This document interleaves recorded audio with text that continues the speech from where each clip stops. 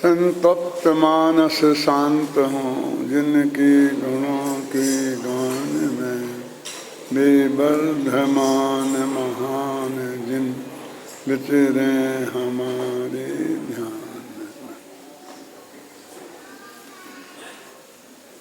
भगवान महावीर के जीवन और उनके सिद्धांतों पर चर्चा अपन कर रहे हैं, जिसमें निश्चय व्यवहार की चर्चा चल रही है। निश्चय व्यवहार की चर्चा में व्यवहार नय के दो भेदों की बात अपन ने अभी तक की। उपचरित असद्भूत व्यवहार नय और अनुपचरित असद्भूत व्यवहार नय। इन दोनों नयों के बारे में स्वरूप बताने के बाद इनकी उपयोगिता पर भी अपन ने बात की। अपना जीवन सदाचारमय हो, इसके लिए उपचरित असद्भूत व्यवहार नय को सत्यार्थ सच्चा माना जाता है। हमारा जीवन पशुओं जैसा ना हो जाए, क्योंकि पशुओं में स्वस्त्री परस्त्री स्वधन परधन इनका भेद नहीं होता, और मनुष्यों में तो होता है। तो हम मनुष्य इसी बात में उनसे कुछ अलग हैं और इसमें ही नहीं रहे तो फिर क्या कहना। दूसरा, सदाचारमय जीवन, हम पशुओं से कुछ ऊपर उठ के हमारा जीवन हो, सदाचारी हो, सात्विक हो, माँ बहन को हम पहचाने। और दूसरा, अहिंसात्मक हमारा आचरण हो, किसी जीव की को हिंसा ना हो। हमारा खान पान उठना बैठना आचरण का मतलब अकेला खाने पीना नहीं होता है, नहाना धोना भी आचरण में ही शामिल है। हमें जो भी क्रियाएं गृहस्थ के धर्म के हिसाब से अनिवार्य हैं, उनको करते हुए या तो हिंसा हो ही नहीं, और होए तो कम से कम हो, ऐसा हमारा जीवन बने। इसके लिए दूसरा नय, जो शरीर और आत्मा को एक कहता है कि तुम इस शरीर के साथ आत्मा जैसा व्यवहार करो। जैसे अपन कोई अजीब पदार्थ से करते हैं ना व्यवहार, तो कोई विचार नहीं करते, फेंक देते हैं, लात की ठोकर मार देते हैं, इसे बुरा लगेगा, तकलीफ होगी, नहीं सोचते ना। ऐसा व्यवहार हम बहुत से जीवों के साथ भी करते हैं। तो हमारा व्यवहार, उन्हें यदि हम जीव मानेंगे तो कम से कम उनसे हमारा व्यवहार जीवों जैसा तो होगा। मैं खेमचंद भाई कहा करते थे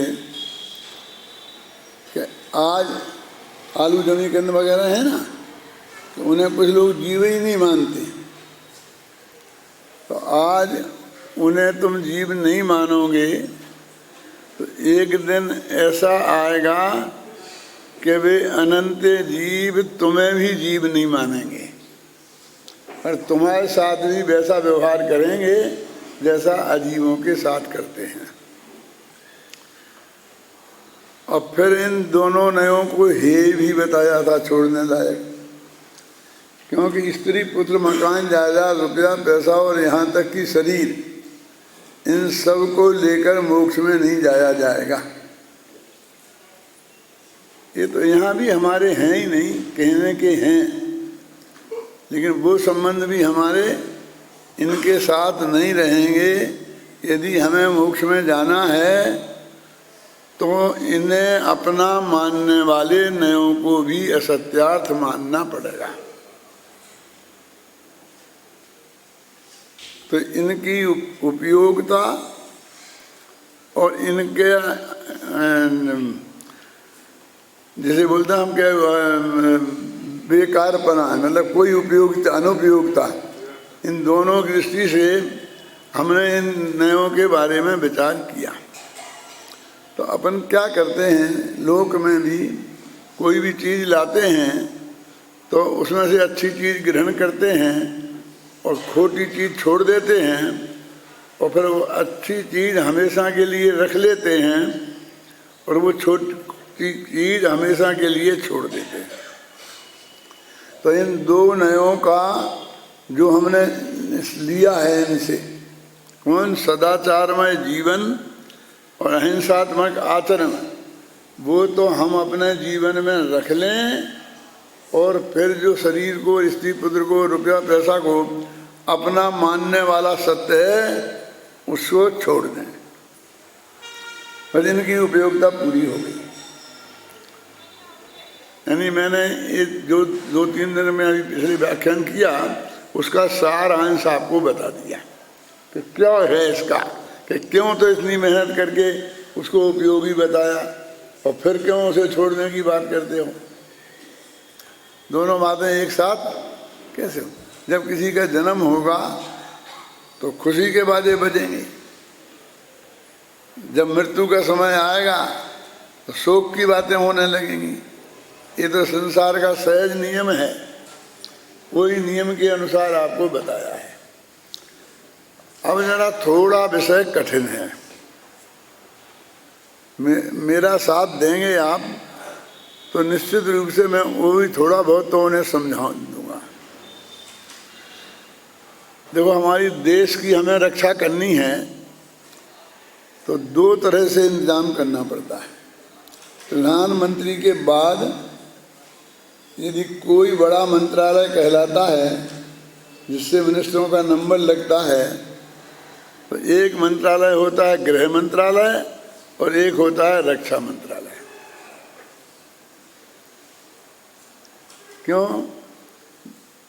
हमारे देश की सुरक्षा 2 तरफ से खतरे में है।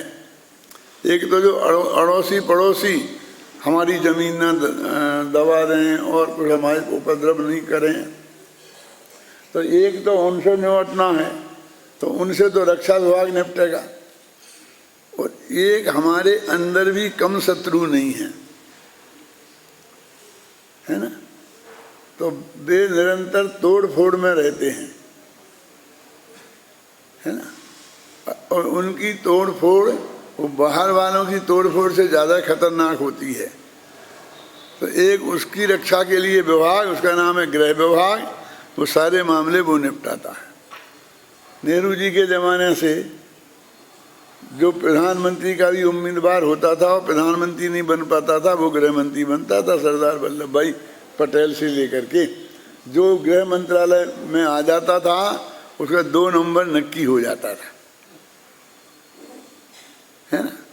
तो ऐसे ये 2 मंत्रालय हो गए, रक्षा मंत्रालय और गृह मंत्रालय। घर की से जो खतरा है वो ज़्यादा खतरनाक है। क्यों?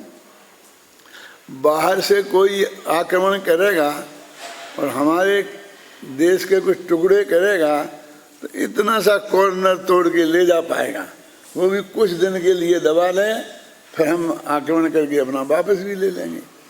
क्योंकि उसको ले जा करके वो बिल्कुल बीच कराची में उधर नहीं ले जा सकता, वो तो जहाँ है वहीं दबा लें। अंतर समझ में ना?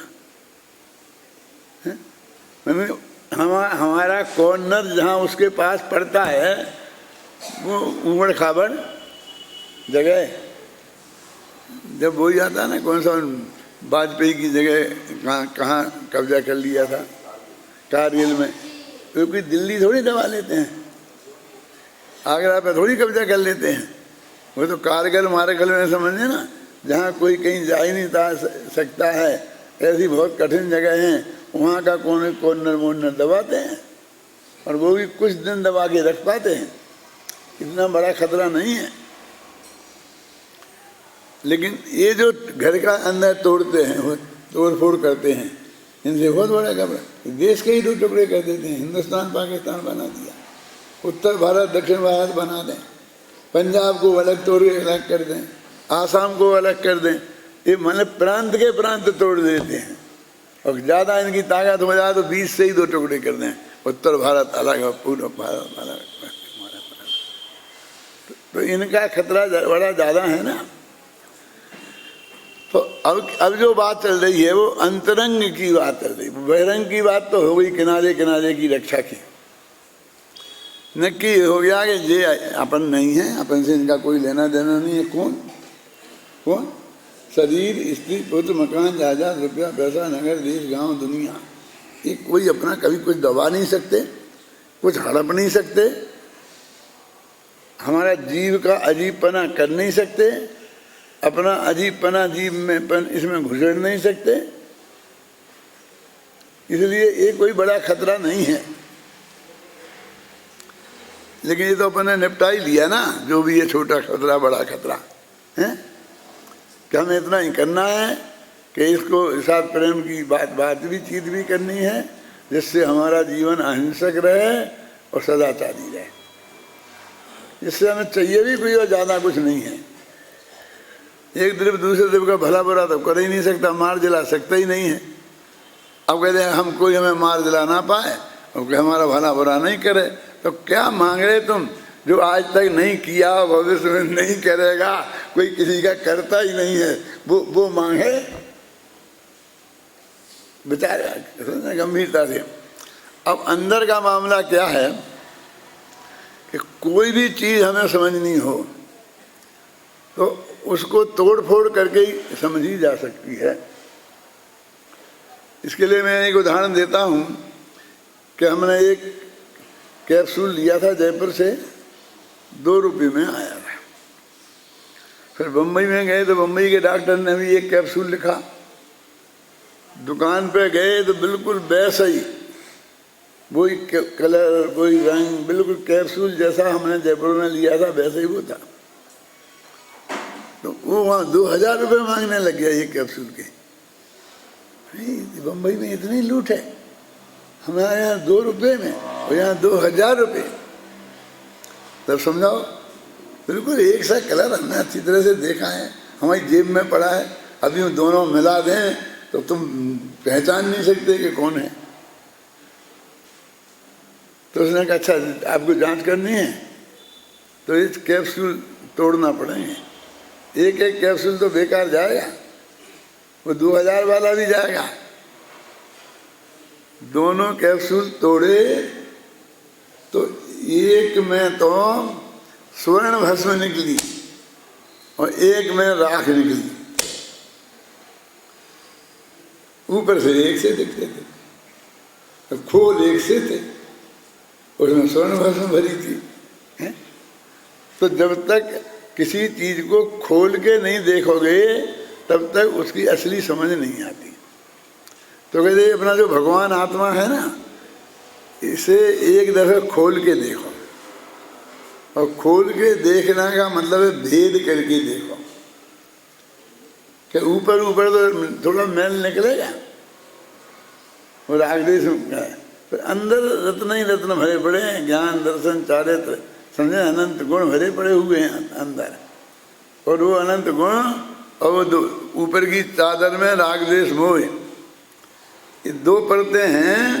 तो एक 2 नए बनाए उनने। कौन? उपचरित सद्भूत व्यवहार नए और अनुपचरित सद्भूत व्यवहार नए। देखो नए तो वही है, सद्भूत में फर्क पड़ गया, असद्भूत की जगह सद्भूत आ गया। उपचरित अनुपचरित वही है। तो कहते हैं आत्मा को रागी देशी कहना, ये उपचरित सद्भूत व्यवहार नय का कथन है। क्यों है? उपचरित माने एक तो ये दूर का है। कैसे दूर का है? सम्मा दर्शन ज्ञान चारित्र, ज्ञान दर्शन चारित्र, ये गुण निर्मल पर्याय, ये आत्मा को सुखदायक होने से नजदीक की हो गई ना। और ये राग देश मोह के भाव दुखदायक होने से दूर के हो गए। तो हमने 2 हिस्सों में बांट दिए। ये जो बाहर की जो परतें हैं ना, जिनके अंदर में भगवान आत्मा छिपा हुआ है, तो एक सद्भूत। अच्छा अब वो कहते हैं दोनों सद्भूत हैं। सद्भूत क्यों हैं? कि हैं ये वास्तव में आत्मा में है। जैसे ये हैं ऐसा शरीर नहीं है। ऐसे मकान जायदाद नहीं है, ऐसे स्त्री पुत्र नहीं है अपने, लेकिन ये राग देश मोह सम्मत ज्ञान चारित्र ये आत्मा की ही पर्याय हैं। ये हैं इसलिए सद्भूत। व्यवहार माने ये अपनी हैं और अपनी कहीं जाती हैं, इसलिए व्यवहार जो हुए नहीं वो कहीं जाए, समझे ना। माने ऐसा भेद रूप अंदर में आत्मा पड़ा नहीं है, वो तो अभेद अखंड है, फिर भेद रूप करके बताता है, इसलिए व्यवहार। और एक ज्ञान का भेद है, नए ज्ञान का भेद है, इसलिए नए। एक छूट गया, मैंने जानबूझ के छोड़ा है, तुम बताओ कि क्या छूटा। वो पहला उपचरित छोड़ दिया जानबूझ के। क्यों? कि राग देश मोह के परिणाम आत्मा के हैं, ये कहना ये उपचरित सद्भूत व्यवहार नए का विषय है। तो उपचरित क्यों कि ये दूर के हैं। दूर के क्यों? क्योंकि हमारे लिए दुखदायी हैं, ये बताया ना। तो अभी इन्हें राग देश मोह तो अच्छी चीज नहीं है ना, तो उन्हें क्यों अपने कह रहे। लोक में जो अच्छी चीजें होती हैं हर आदमी उन्हें ही अपनी कहता है, जो अपनी होती भी हैं लेकिन वो अपने लिए अनुकूल सुखदायक नहीं हो तो लोक में कोई उसे अपनी नहीं कहता। दो उदाहरण देता हूँ छोटे छोटे से बस। आपकी जोर की पेशाब लगी हो, लेटने लगी हो और जगह कहीं दिखे नहीं, तो आप कहीं ऐसा मौका देख के फटाफट निपट लें और फिर बाद में कोई देखे कि यहाँ ये लेटन किसी ने की है, आपको नहीं देख पाया किसी ने है? तो फिर पूछे तो स्वीकार करेंगे कि ये मेरी है। माने वो उसकी है, उसे पक्का पता है, फिर भी लोक में जो निंदनीय पदार्थ है उसे कोई अपना मानता नहीं है। एक लौकिक नियम है, समझे ना, कि वो उसे अपना नहीं मानता। और दूसरा ये बोलता हूँ मैं कि पर्यूषण के टाइम पर प्रवचन कर रहा था एक विद्वान, बीच में एक महिला खड़ी हुई, बंद करो ये व्याख्यान, बहुत हो गए लच्छेदार भाषाएं। मैं 4 दिन से भूखी बैठी हूँ और ये बड़े सेठिया जय जय के नारे लगा रहे हैं, वो बोलियां ले रहे हैं, ऐसा कर रहे हैं, ऐसा कर रहे हैं, ये मेरी व्यवस्था तक नहीं करते हैं। सन्नाटा छा गया, कौन क्या बोले। भाई पंडित जी ने कहा, भाई ये क्या बात है, आप एक आदमी की व्यवस्था नहीं कर सकते। तो थोड़ी देर तो वे लोग चुप रहे, लेकिन जब पंडित जी लंबा उपदेश देने लगे तो उन्होंने कहा, पंडित जी आप अपना प्रवचन करो, हमारा काम हमें करने दो, आप चलो आगे आगे बढ़ो, आगे बढ़ो। क्या आगे बढ़े, आप इतनी सब व्यवस्था तक नहीं कर सकते, तो हमारी नहीं सुनते तो उसकी क्या सुनोगे। कि हम कह रहे कि छोड़ो, कि नहीं छोड़ें तो कहा अच्छा बताएं, इसके 4 बेटे हैं और चारों करोड़पति हैं, एक की 4-4 दुकानें हैं बीच बाजार में, हम क्यों करें इसकी व्यवस्था, ये क्यों नहीं करें, ये इनसे क्यों नहीं कहती है, हमसे क्यों कहती है। ये सुना, ये बात तो सही है, बच्चे बच्चे हैं, खूब संपन्न हैं, कोई कमी नहीं है, हैं तो अपने बेटों को करना चाहिए। ऐसे बेटों के रहते हुए वो माँ इतनी तकलीफ पाए, इससे बुरा क्या हो सकता है। तो हमें तो क्या उपदेश देना था, तो इनको छोड़ के इनको देना शुरू कर दिया। क्या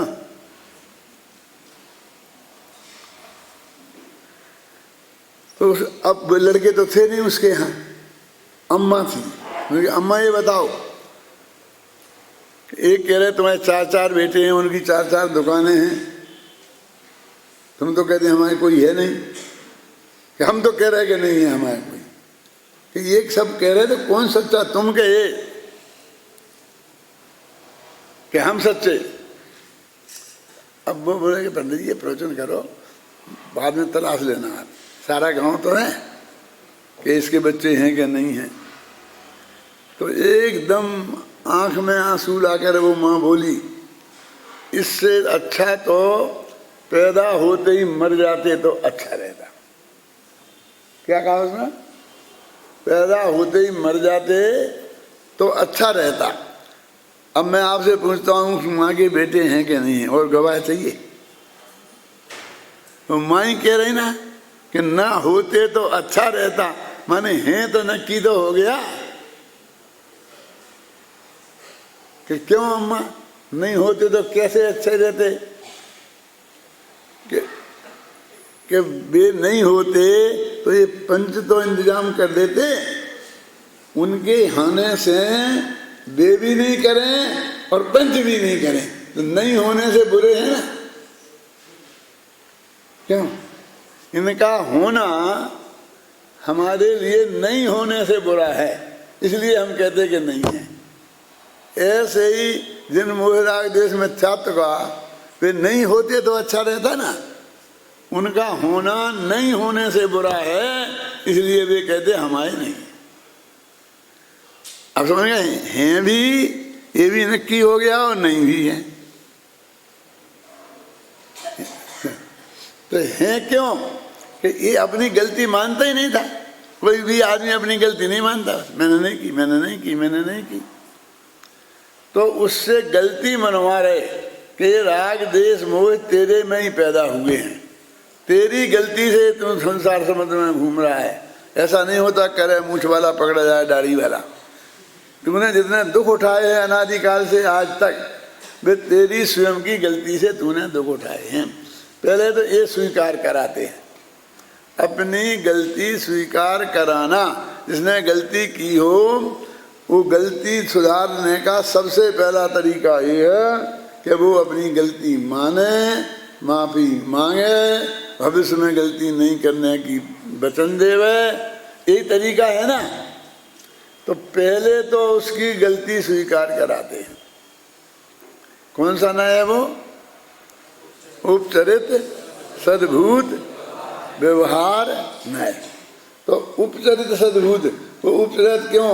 क्योंकि वो वैसे है तो अपना ही, लेकिन वो सुखदायक नहीं है, दुखदायक है, इसलिए उसे दूर का मानकर और उसको यहाँ पर उपचरित में डाला। वैसे उपचरित अनुपचरित का अर्थ आप गहराई से ऐसा समझ लो कि जो हमारे घर आए और जिसके साथ हमें औपचारिकता निभानी पड़े वो उपचरित। आओ बिरादो, क्या ले, गरम लेंगे कि ठंडा? ये पूछना पड़ता है ना। जो भी घर आता है कोई, तो निश्चित रूप से वो अपने घर का नहीं है, माने वो अपना नहीं है। क्या बात कर रहे हो? कोई अपना नहीं होता तो चाय पूछता है कि अपनों को कौन पूछता है? बोलो वो अपना नहीं है तो उसके साथ पूरी औपचारिकता निभाएंगे। पूछेंगे ना, अपने घर में अपना बच्चा आता है, अपने माता पिता भी आते हैं, भाई बहन आते हैं, तो उनसे कहते हैं आइए आइए गर्म लेंगे ठंडा, ऐसा कुछ बोलते हैं? नहीं बोलते। औपचारिकता नहीं निभाने, आएंगे बैठ जाएंगे बगल में, कुर्सियाँ 3 खाली पड़ी हैं, ऐसा कोई कहने की जरूरत नहीं है। रोजाना रोजाना है ना, माने उनको कोई अपेक्षा नहीं है कि ये मेरे से औपचारिकता निभाएं। तो जिनमें से औपचारिकता निभानी पड़े उनके साथ वे दूर के मान के उपचरित नहीं लगता है, और जिनके साथ औपचारिकता नहीं निभानी पड़े, आया ना कोई, तो हम जल्दी से कुर्ता पहन लेंगे, टोपी लगा लेंगे। कोई आया हो, कोई मेहमान आ रहा कोई, तो हमें खबर मिले इतनी तैयारी करें कि नहीं है। और ये कहे अपना बच्चा आया तो चड्डी पहने बैठे, क्यों? मुड़ के ही नहीं देखे ये कर लें, तो वो क्यों? वो महत्वपूर्ण नहीं है। महत्वपूर्ण तो है, लेकिन उपचार निभाने की जरूरत नहीं है। वो घर में अनौपचारिक रहते हैं, बस इतनी चीज। उसका नाम दूरी और नजदीकी है और कोई विशेष अर्थ नहीं है। तो अपनी बात चल रही थी कि वे राग देश परिणाम यद्यपि अपनी गलती से अपनी ही पर्याय में पैदा हुए हैं और उनका तात्कालिक दंड हमें भोगना भी पड़ता है। नरक निगोद में जाते हैं, इतने दुख भोगते हैं। आचार्य जयसेन ने तो ऐसा लिखा है, वो समझा रहे थे ये व्यवहार नए से हैं, ये रागादेश का कर्ता आत्मा व्यवहार नए से है, निश्चय नए से नहीं है ना। ये कौन सा है, कौन सा व्यवहार नए? अब थोड़ा थोड़ा हो गया ना। उपचरित सद्भूत व्यवहार नए से वो अपना है।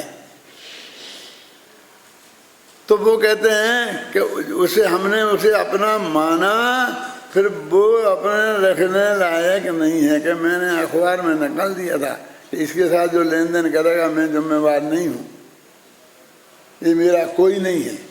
मैंने साहब पहले अखबार में निकाल दिया था, अब मेरे से कुछ मत बोलो। लेकिन जेल से छुटाने तुम ही गए थे, जमानत तुम्ही ने दी है, भोजन की व्यवस्था उसकी तुमने ही करी है, उसके बाल बच्चों की फीस तुम ही चुका रहे, और कहते हो हमारा कोई नहीं है। क्यों? हमने पहले ही अखबार में निकाल दिया था। अखबार में निकाल दिया था, काय को चुका रहे फीस, काय को गए थे जमानत देने? जब वो उन्होंने अखबार में निकाला था, इसलिए नहीं निकाला था कि मेरा बेटा नहीं है, न वो बेटा जानता कि नहीं इसलिए निकाला है, न वो जानता। सब समझते तो जिम्मेवारी से बचने के लिए निकाला है, जैसे उस पर दावा ना कर दे, बेटा कहीं कुछ कर दे नुकसान तो उसकी जिम्मेवारी अपने माथे नहीं पड़े, ख्याल करना। लेकिन वो अंदर से फीलिंग करता है जिम्मेवारी कि मेरा बेटा भूखा न रह जाए, उसके बच्चे बिना पढ़े ना रह जाएं, उसको कौन रोक सकता है ना। तो ऐसे ही जो अंदर में ये राग देश को मुझे कोई नहीं, मैं उसका करता नहीं हूँ, मैं मुझे जिम्मेवारी नहीं निभानी पड़े, लेकिन अंदर से वो समझता तो है कि मेरी पर्याय में हो रहा है, इसकी वजह से मैं दुखी हूँ। तो अपने दुख का कारण स्वयं अपने अंदर खोजे, माने, स्वीकार करे, छोड़े, इसके लिए उन्हें व्यवहार नए से करता कहा, अपना कहा। फिर वो अपना व्यवहार नए से भी अपना नहीं है, मना कर दिया कि वो जो है ना वो है ही नहीं, हमारा है ही, हम तो किसी तरह से मानते ही नहीं है। तो वो क्यों कर दिया? क्योंकि हमें रखना नहीं है। हमने आज से प्रतिज्ञा कर ली कि हम अब इसके चक्कर में नहीं पड़ेंगे। तो वो जो अभी प्रतिज्ञा की है, अभी कुछ पालन नहीं हुआ है, तो ही वो उसका जिम्मेवार उस समय से नहीं होता, तो इसलिए करता नहीं है।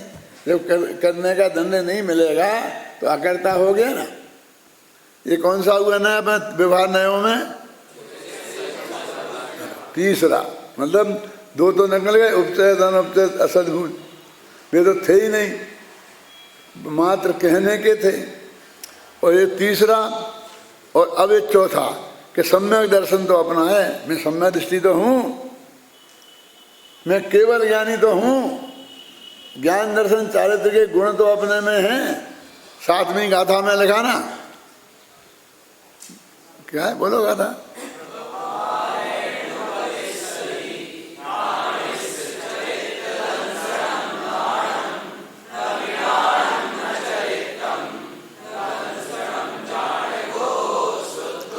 व्यवहारेण बदिष्यति, व्यवहार नय कहता है।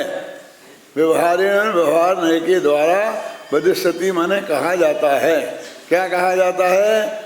कि आत्मा के ज्ञान है, दर्शन है, चारित्र है। पर निश्चय नय कहता है कि न ज्ञान है, न दर्शन है, न चारित्र। बस सीधी काट। ये काट करने वाले अच्छे होते हैं, यहाँ तो तुम निश्चय नय को अच्छा बताते हो।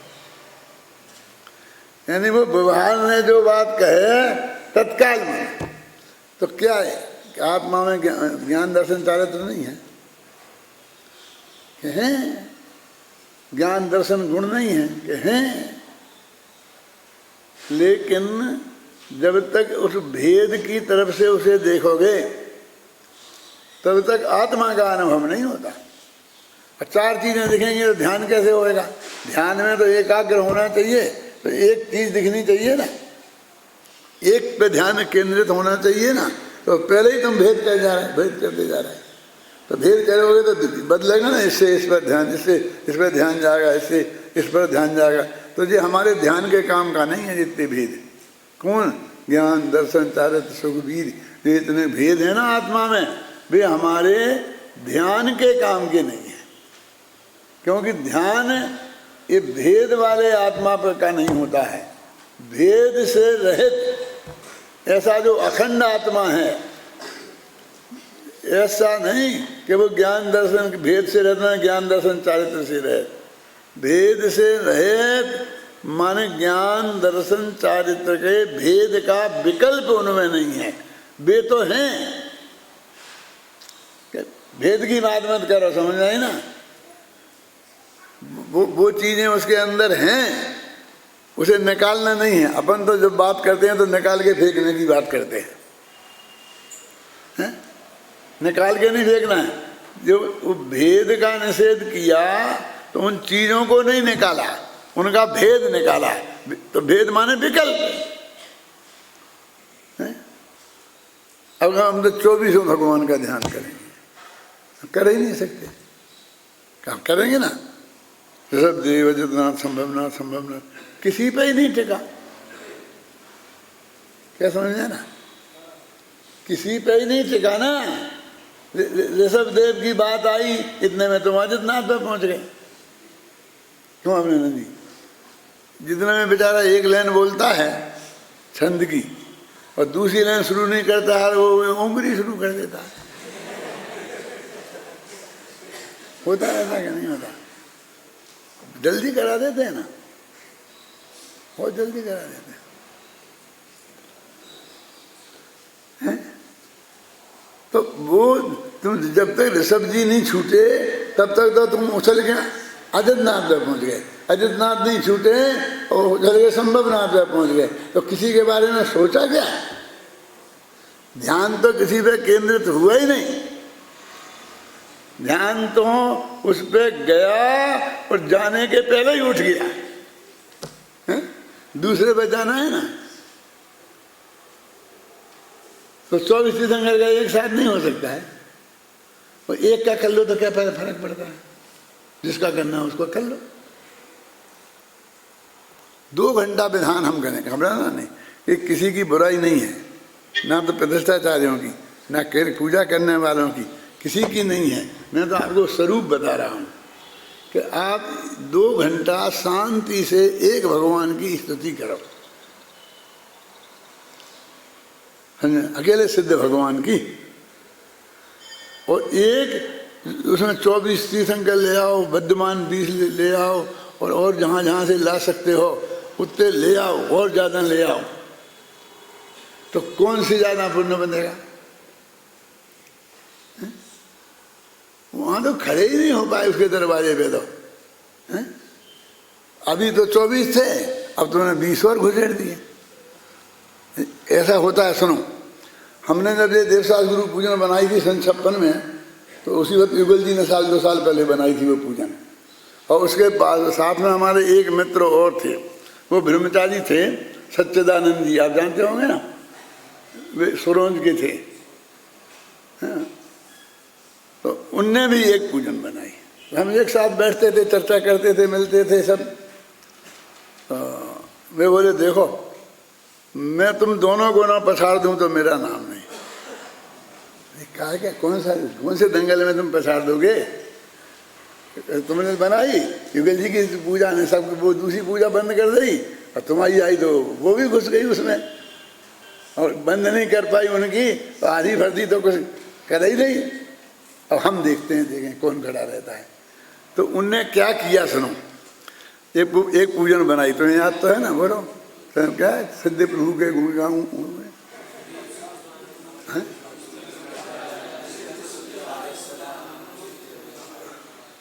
कुछ नहीं, एक की भी सुनाई नहीं देगी। देवसास गुरु को ध्याऊं और विद्यमान श्री 20 तीर्थंकर सिद्ध प्रभु के गुण।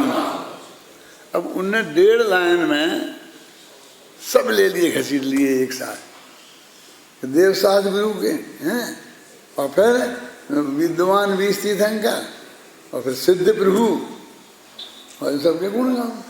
अभी और कहोगे दो एक तो और उन्हें भी ले, तू भी आ जा। अब सचमुच लोग कहने लग गए कि ये तो बहुत अच्छी है। क्यों? इसमें सब आ गए। क्या क्या बोलते थे पहले? बन वे थ्रू 3 in 1 4 in 1। ये पूजन तो 3 in 1 है। देव साधु की भी हो गई, सिद्ध प्रभु की हो गई, विद्वान 20 तीर्थंकर की भी हो गई, और इनके साथ तो 3 पूजनें करो हैं। तो उनने छोड़ के सचमुच वो शुरू हो गई।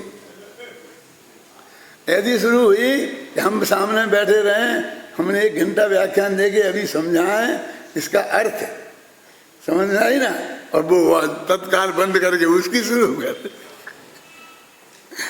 मन जगत में अज्ञान कितना है, मैं बता रहा हूँ कि क्या फर्क है उसमें। देवशास्त्र गुरु में कौन नहीं आया? 20 तीर्थंकर देवशास्त्र गुरु में नहीं आते हैं, आते हैं क्या नहीं? 24 तीर्थंकर देवशास्त्र गुरु में नहीं आते हैं।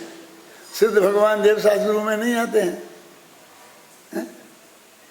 तो ये हर देवशास्त्र गुरु पूजन में वे तो हैं ही। आप जानते हैं देवशास्त्र गुरु पूजन को नित्य नियम पूजन कहते हैं। ये पूजन 5-6 तरह की होती हैं। आष्टांगिक, नित्य नियम पूजा, समझे ना। फिर बताओ ये फिर कल्पद्रुम, इंद्रध्वज, ये 5 प्रकार की पूजाएं होती हैं। उसमें देखना सबका सागर धर्मामृत में है ना। तो उसमें जो नित्य नियम पूजन है वो रोजाना करने की। नित्य नियम माने रोजाना नियम से की जाए। तो उसमें क्या है? उन्होंने कहा कोई भी चीज ऐसी मत छोड़ो जो पूज्य हो अष्टद्रव्य से, उसका नाम मत छोड़ो। वो चीज जिसमें आ जाए उसका नाम है नित्य नियम पूजन। एक पूजा करो तो नित्य करने योग्य जो पूजाएं हैं, पूज्य पुरुष हैं, वो सब आ जाएं। तो देव में अहंत सिद्ध आ गए, आचार्य उपाध्याय गुरु में आ गए, जनवानी माता आ गई, कीर्तन चैत्यालय वगैरह हैं जो अंत में अलग चढ़ा देते हैं, कीर्तन चैत्यालय वगैरह थी, इसलिए बोलते हैं अकेले वो अलग है, क्योंकि वे नहीं आए उस नित्य नियम में। समझ गए? वो जो ऐसा लगता है कि नित्य नियम में नहीं आए, वो पूजन हो गई। अब वो बिल्कुल इसी हिसाब से बनाई थी। पूजनें कैसे बनाई जाती हैं वो हम जानते हैं, समझा। तो ये बनाई थी, अब वे भूल गए। अब उन्हें लगता है कि मैंने देवशास्त्र गुरु पूजन की, अब इसमें सिद्ध की तो आई नहीं। अब क्या बताएं उन्हें कैसे नहीं आई सिद्ध? फिर सिद्ध की डाल दी, तो फिर जुगमंदिर श्रीमंदिर की नहीं आई। 20 तीर्थंकर की पूजन अपन करते हैं, वो छंद बोलोगे तो उसमें श्रीमंदिर दे आदि श्रीमंदिर के साथ आदि आ गया, तो 23 फिर 19 गायब हो गए। श्रीमंदिर हो गए। जहाँ श्रीमंदिर के मंदिर बनने लगे। जुग मंदिर में क्या तकलीफ है? हमने ऐसा किया जानबूझ के। तो ऊपर मूर्तियां विराजमान कही तो श्रीमंदिर, जुगमंदिर, बाहु, सुबाहु, जिन भगवानों को कोई नहीं पूछता। हमने कहा भैया बन करो। हमने ऐसे चुने जिन्हें कोई नहीं विराजमान करेगा। एक बनाने नाते दूर दूर के कोई जोड़े नहीं बैठा ले। हमने भरत, बाहुबली, हमने ऐसा नहीं किया। शांतिनाथ, कुंजनाथ, अरहनाथ, ऐसे चक्रवर्तियों की जोड़ी नहीं बैठा ली। हमने जोड़ी ना बैठ जाए, इसका ध्यान रखा है। कहीं ना कहीं अपने जोड़ी बैठाने का जो राग है वो हम तोड़ना ही नहीं चाहते हैं। जोड़ियां बैठाना चाहते हैं, तो उसमें आ गई थी ये सब। जुगल जी की पूजन में भी है, हमारी पूजन में भी है, और उनने हमसे चैलेंज दे के कह के क्या लाओ तुम बैठा दो जैसा प्रवचन तुम्हें देना हो, तुम्हारी ताकत हो तो हटा दे, समझाओ जितना तुम में अकल हुए। और आज तक तो नहीं समझा पाए हम। अरे सब पूजने आ गई, अब उसमें हम जोड़ते जाते। अभी क्या एक वहाँ वाले मल्लिनाथ की करते हैं। तो करते होंगे, तुझे क्या लेना देना, तो अपन नहीं करें। लेकिन उस मंदिर में मूल नायक मल्लिनाथ की प्रतिमा है, इसलिए करते हैं। अब तुझे क्यों करना है? अब तुझे उसकी नकल करना है कि मल्लिनाथ, तो मल्लिनाथ की प्रतिमा उन्होंने क्यों रखी, हम भी मल्लिनाथ की रखेंगे। तुम कुछ पैसा वैसा देते हैं कि नहीं? अरे कुछ नहीं, वहाँ उनका एक कल्याणक हुआ था है? अब कुछ पता नहीं किसी को कहाँ कि कहाँ किससे कैसी क्या शुरू हो गई। गिरनार जी में नेमिनाथ की क्यों, और शिखर जी में पारसनाथ की क्यों। एक तो मेरे से पूछ रहे थे कि साहब ये शिखर जी से जी तो मोक्ष नहीं गए, ये तो गिरनार जी से गए, ये नेमिनाथ की मूर्ति यहाँ क्यों। ऐसे प्रश्नों के उत्तर भी हमें देने पड़ते हैं। बोलो क्या करें, अब वो मूर्ति क्यों नहीं इसका उत्तर दो, और है तो क्यों है इसका उत्तर दो। अरे उसको विकल्प आया कि बेचारे 4 भगवान को काहे को छोड़ो, जब 20 को कर ही दिए तो टोंके में बना दी। ऊपर जो 20 की टोंके थी, तो 20 की तो वहाँ से मोक्ष गए हैं इसलिए थी, और भगवान महावीर की टोंक भी मिलेगी। अब आप देखना समझ आप करते गए, आपने सोचा ही नहीं क्या हुआ है क्या नहीं बनाने थी। मुझे कोई एतराज नहीं, बनाई है तो मैंने भी पूजा करी, नमस्कार किया सब उसको। लेकिन मैं बताता हूँ कि कुछ सोचो तो बनाते वक्त, दर्शन करते वक्त कि ये इन सब का क्या प्रयोजन है। तो अपने एक पूजन की आप समझेंगे ना, तो अपन उदक चंदन वगैरह बोल के अर्घ चढ़ा देते, और बाद में कीर्तन वाला छंद बोल देते, सब पूज्य आ गए उसमें। और फिर हम इस तरह से लगाते जाते हैं, और उस विधान को 2 दिन का, 3 दिन का, लंबा 6 घंटे का, 8 घंटे का। उसमें आता क्या है, वही चीजें दोहरा लौट के आती हैं। चाहे 13 दीप विधान कर लो, चाहे जम्बू दीप विधान कर लो, चाहे 2.5 दीप विधान कर लो, सब एक ही हैं। वे जो कीर्तन चैत्यालय है ना, वे जहाँ जहाँ हैं, तो हमने 2.5 दीप वालों की करे तो 2.5 दीप विधान हो गया, 13 दीप वालों के करे तो 13 दीप विधान हो गया है। 9वें दीप में कौन सा कहाँ है, वे 13 क्यों बोलते हो? जम्बू दीप है, और धार्मिक अंतर डलते, फिर कहते 8वां नंदीश्वरम, 8वां आ जाता है ना, आखिर कहते हो ना अष्टांगिका में दीप नंदीश्वरम, 8वां दीप बीच में छोड़ दे, नहीं है क्यों? 13 में है क्या है, तो वही 2.5 वाले एक आध जुड़ जाता है, वो दूसरा विधान बन जाता है। कितने बनाए, अभी बना दो 10 5 तो और बना दूं। इस सिद्धि तक विधान में से 6 विधान तो तुमने बता दिए होंगे।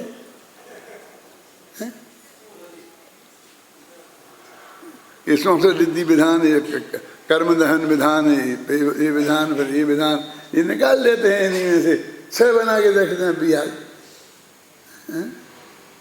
ये कहा अरे साहब गजब हो गया फलां व्यक्ति ने, और ये पूरा शिक्षक विधान 1 दिन में करा दिया। कल ही मेरे को बताया है, वो यहीं बैठे होंगे भाई साहब भी, क्या बहन जी होंगी, भाई साहब नहीं होंगे तो मुझे इतना ध्यान नहीं रहता है। क्या समझे, करा देते कैसे करा, 1 दिन में कैसे करा, हमें तो 8 दिन में पच गए। अरे नहीं, उसमें क्या है, ये छंद छोड़ दो, अकेली ओंगरी बोलो, हो खत्म। बाबू चाचा बोलो कहाँ दिक्कत है इसमें, होगी कि नहीं होगी, उतने अलग चढ़ जाएंगे, बराबर पूरे वो हो जाएंगे बस। हमारे गुरुजी थे, वो तो छंद बोलते ही नहीं थे, अकेली उंगली बोल के ही पूजन करते थे। मुरैना विद्यालय में जो पढ़ते थे ना पंडित कल्लाल जी, तो बस जलम चंदनम अक्षतम, बस फटाफट 10-20 पूजन कर लेते थे रोजीना 10 मिनट में, और चले जाते थे उसके। और भाई जैसे चावल उठाते थे ऐसे फेंकते थे, तो थाली में तो एक गिरता नहीं था, सारे मंदिर में फैल जाते थे। मैं तो बोलता हूँ मुझे सब दिखता है आंखों के सामने, वो जो दृश्य कैसे कहते थे, ये क्या है, ये क्या करना है, गिनती किसको गिनाना है, हैं? भगवान के प्रति जो असीम भक्ति है, यदि आप बिल्कुल एक शब्द नहीं बोलो, एक अक्षर नहीं बोलो, और क्या नाम चावल का दाना नहीं चढ़ाओ, बिल्कुल शांति से 1 घंटा बैठे रहो और इन सब से ज़्यादा पूजने हो जाए, माने जितना पुण्य तुम पूजनों में बांधो उससे 10 गुना 100 गुना पुण्य बन जाए। ऐसा हो सकता नहीं? हो सकता? बोलो। अत्यंत निर्मल भाव रहें, शुद्ध भाव रहें, क्यों? तो उसमें वो पुण्य बनना। ऐसा तो ये पूजन का अलग होता है, फलाने का अलग होता है, फलाने का अलग होता है, इसके लिए थोड़ी ऐसा होता है, मेरे कहने का मतलब है। लेकिन विवेक, हर जगह विवेक चाहिए। ऐसा लगा ना, धर्म ना बाड़ी नीप जे, धर्म ना हाथे बिकाय, और धर्म विवेक नीप जे समझे ते थाय। जो समझेगा वो धर्मात्मा हो जाएगा, विवेक नहीं है। अभी वो बना रह जाएगा नए। कौन सा था? कौन से नए थे भैया? बोलो। उपचरित सद्भूत व्यवहार नए और अनुपचरित सद्भूत व्यवहार नए। देखो, विकारी मोह राग देश जितने विकार हैं, इनको और आत्मा को एक कहना, आत्मा को इनका स्वामी कहना, आत्मा को इनको कर्ता भोक्ता कहना, पर इसका नाम है उपचरित सद्भूत व्यवहार नय। अब ये नय है, ज्ञान का अंश है, सच्चा है, तो ये माने पुण्य पाप का स्वरूप समझना, इनको कैसी कैसे बंध प्रक्रिया होती है, बंध प्रक्रिया से पार होना हो तो कैसा, ये सारा जो चिंतन है उसकी बात है। आपने वो देखा, उसमें लिखा है समय सार में, मोक्ष अधिकार में एक गाथाएं आती परमात्म, उसमें ऐसा लिखा है कि अब अगली गाथा में विपाक विचय नामक धर्म ध्यान से अंधे जो लोग हो गए हैं, क्या क्या लिखा? विपाक विचय धर्म ध्यान का भेद गिना रहे, आर्थ ध्यान और ध्यान का नहीं, धर्म ध्यान का।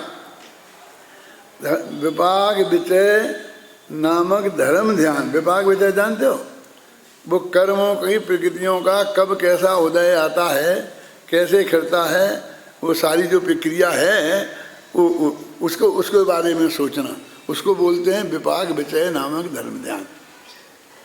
और वो विपाक विचय नामक धर्म ध्यान से अंधी हो गई है बुद्धि जिनकी, ऐसा लिखा है। निकालो, यही रखा निकाल दो भाई, कोई तो निकाल पहलवान। विपाक विचय नामक धर्म ध्यान से अंधी हो गई है बुद्धि जिनकी, अब उनको समझाते हैं। यानी विपाक विचय नामक धर्म ध्यान से भी बुद्धि अंधी हो सकती है। वहीं से पढ़ के सुना दो शांति जी, हैं? हाँ। यानी वो विपाक विचय नामक धर्म ध्यान, अभी ये तो जो अपना तुम्हारा चल रहा है ना शुभ भाव है, इससे तो बहुत आगे है वो, समझे ना?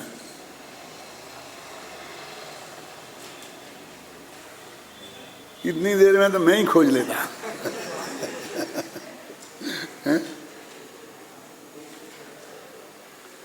ये जो वे गाथाएं हैं ना कि जिनमें वो लिखा है कि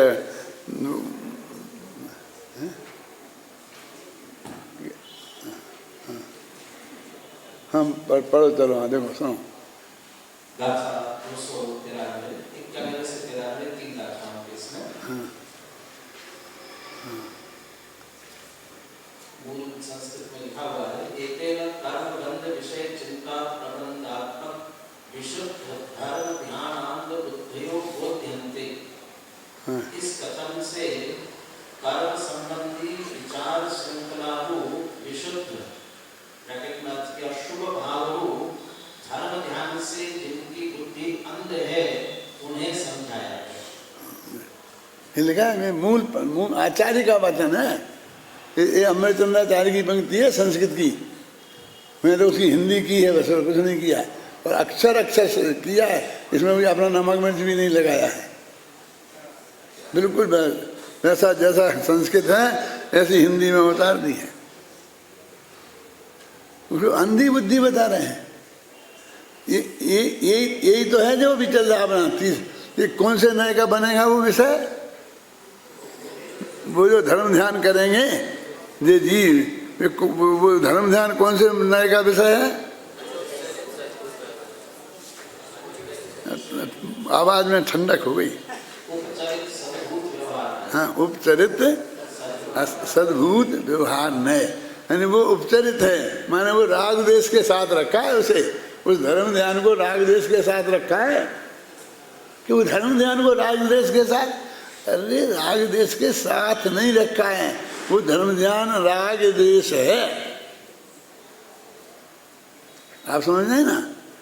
वो चारित्र गुण की पर्याय है विकारी, वो अवकारी पर्याय नहीं है, वीतरागता नहीं है, हैं?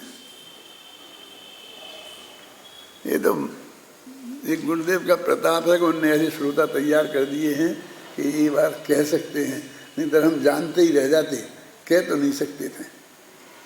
आज भी बहुत जगह ऐसी हैं कि जहाँ कह नहीं सकते हैं, तुम भी सोच समझ के कहना और फिर ये मैंने प्रमाण साथ में रखना, नहीं देखो लाओ लाओ फलानी चीज लाओ, यहाँ तो आ गई, वहाँ कहाँ से आ जाएगी तुम्हारे पास? और तुम्हें देखेगा कौन? लेकिन बहुत मर्म की बात है ये। अब ये अपन ने कहा था आज निपटा देते हैं, तो दो है ना, एक तो ये राग देश मोह, अब एक तो ये अपनी गलती मानो, इसके लिए इसको उपादेय बताया, और इसी में मत लगे रहना, इसके लिए इसे हे बताया। फिर कहा कि धम्म दर्शन ज्ञान चारित्र की पर्याय और केवल ज्ञान की पर्याय और यहाँ की गुण भेद, ये सब अपन आत्मा में शामिल करो तो उसका नाम है अनुपचरित सद्भूत व्यवहार में। माने वे देखो सम्मत ज्ञान चारित्र की पर्याय, वे अनंत गुण हैं तो आत्मा में, आत्मा के, इसलिए तो सद्भूत है ना। और उसमें उपचरित अनुपचरित माने आत्मा के हैं और अत्यंत नजदीक के हैं। ज्ञान गुण कब से? अनादि से, अनंत काल तक रहेगा, कभी संबंध टूटेगा ही नहीं। अत्यंत नजदीक के हैं इसलिए अनुपचरित, और आत्मा के कहे जाते हैं इसलिए व्यवहार और नए के भेद हैं। तो वो जो केवल ज्ञान भी आत्मा का है, केवल ज्ञान का कर्ता आत्मा है, ये कहना ये भी व्यवहार नए का कथन है। अब उसकी महिमा बताने की तो जरूरत है ही नहीं, केवल ज्ञान हमारा है तो हम आरक चढ़ा रहे हैं उनको, तो केवल ज्ञान को कितने आरक चढ़ाए, सब कुछ चढ़ाए। अब ये भी है क्यों, ये झूठा क्यों? सुनो मैं खत्म करता हूँ गंगवाल जी, ये केवल ज्ञान को भी है, ज्ञान दर्शन चारित्र गुण को भी है, ये भी पूरा सच्चा नहीं है, इसमें भी मीन मेघ लगेगी कि हाँ कि वो आत्मा का ध्यान करो तो वीतरागता होती है, और ये आत्मा में केवल ज्ञान है, केवल दर्शन है, ऐसा भेद करके करो तो राग होता है, वीतरागता नहीं होती है। जहाँ एक ज्ञान, एक दर्शन, एक चारित्र, ऐसा भेद करो तो वीतरागता नहीं होती है, राग होती है। और हमको वीतरागता चाहिए, इसलिए कहते हमें नहीं चाहिए। माताओं मेरे ख्याल में आता कि नहीं आता? ये सब शास्त्र की लिखी बात है, शास्त्र की गारंटी मेरी, लेकिन ये बात ये पक्की है और आज तक आपने नहीं सुनी है, तो इसमें मेरी कोई गलती नहीं है। आप आते हैं यहाँ सुनते हैं, गलती कुछ इनकी भी है, ये विधान ऐसा करते पहले से और आपको बुलाते तो आप आते, ऐसे कैसे आ जाते? क्यों? और एक मेरी भी गलती है कि मैंने इन लोगों से नहीं कही अभी तक। वस्तु स्वरूप एकदम सच्चाई के लिए अपन हैं, अपन ने मनुष्य भाव सिर्फ दूसरों की उसके लिए नहीं पाया है, अपने आत्म कल्याण के लिए पाया है। अपनी हृदय की सच्ची बात सारे जीवन में पढ़कर दिन ना रात जाता है ना। वो केवल जी की पूजा में एक पंक्ति है, क्या वो जग जग, क्या बोले बोले अब सब प्रभु भानते सी जरा, जब जगे विषयों में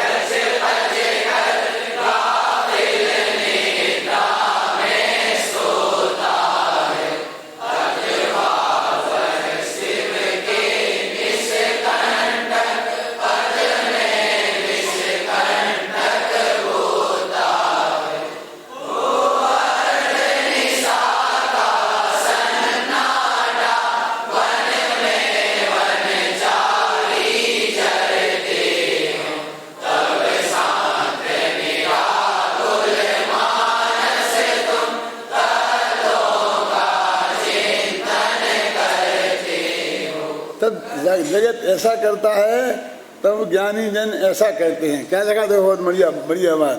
क्या फिर पहली पंक्ति बोलना, जब जगे, देखो अब नहीं बोलना, समझने देना। आधे से ज्यादा लोग नहीं समझते हैं। जब जगे विषयों में रच पच कर गाफिल निद्रा में सोता हो, ये आपका चित्र खींचा है। कवि ने ये जगत के जीवों का चित्र खींचा है कि रोजाना खूब शाम को खाकर पीकर जमकर रमकर खेल कर खूब श्रम करिया और फिर जाकर नहाया अच्छी तरह से, फिर खाना खाया, है ना। जब जगे विषयों में 5 इंद्रियों की रच कर, देखो उसमें बिल्कुल लीन हो गए। और किस लेवल तक कि जब तक थक कर चकनाचूर ना हो जाएं, नाच रहे हैं तो जब तक पसीना पसीना ना हो जाए तब तक नहीं। वो नाचने वाले कोई बेस्याओं के नाचने वालों की बात नहीं कर रहा हूं मैं। बहुत जगह नाचते हैं लोग, समझ में आ गई ना। मैं नहीं कहना चाहता हूं किसी भी नाम पर जब जगे विषयों में रचकर, तो किस लेवल तक कि जब तक थक कर चकनाचूर ना हो जाए। इतनी बात समझ में आई थी? आई तो होगी, लेकिन इतनी गहराई से समझ में आई थी। जब जगे विषयों में, बिल्कुल फिर एकदम पागल जैसा हो गया, थक के चकनाचूर। थोड़ा जगह रहे, बेटा उठना उठना,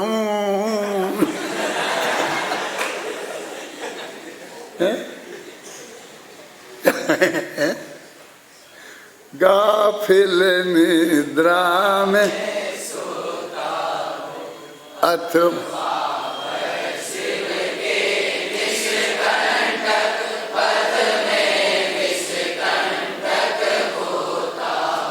इसमें भी परीक्षा में अथवा आ गया, बहुत भाग्य से मिलता है ना। फिर प्रश्न में आता है ये करो अथवा ये करो, तो वो कहते हैं या ये कर रहे हो अथवा मोक्ष का मार्ग तो निष्कंटक है, उसमें कोई कांटे माटे नहीं है। अथवा वह शिव के माने मोक्ष के निष्कंटक मग में, जहाँ बिल्कुल कांटे नहीं है, ऐसा रास्ता है वीतरागता का। और उसमें ये सब सो रहे हों रचपच के, वे भी कोई बड़े धर्मात्मा नहीं है, वे भी रचपच के सो रहे हों और ये जग रहे हों, तो उस शिव के मग में विष के कांटे बो रहे। इसको फंसाओ, इसको ऐसा कर दो, उसका ये कर दो, प्लान बना रहे, मारने का धरने का, समझ नहीं ना। बे निकालेगा सुबह जुलूस कितना बढ़िया कैसे निकालें, और दूसरे बना रहे प्लान कि इनका जुलूस कैसे बिगाड़े। दोनों को काम है। अथवा वह शिव के निष्कंटक, मोक्ष का मार्ग तो निष्कंटक है, उसमें विषकंटक विष के कांटे बो रहा हो, पर हो अर्धे में साका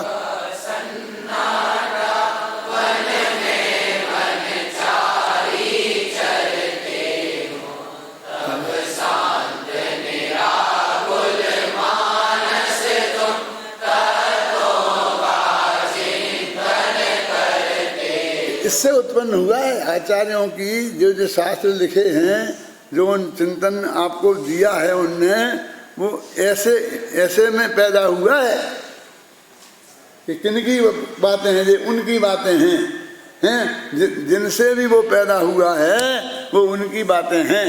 तो कहते हैं कि भाई ये तो भगवान की भक्ति जिसे अपन बोल रहे हैं, सिद्धक विधान है, ये सब अच्छी चीज़ें हैं, ये कोई खराब चीज़ें थोड़ी हैं, बहुत बढ़िया चीज़ें हैं।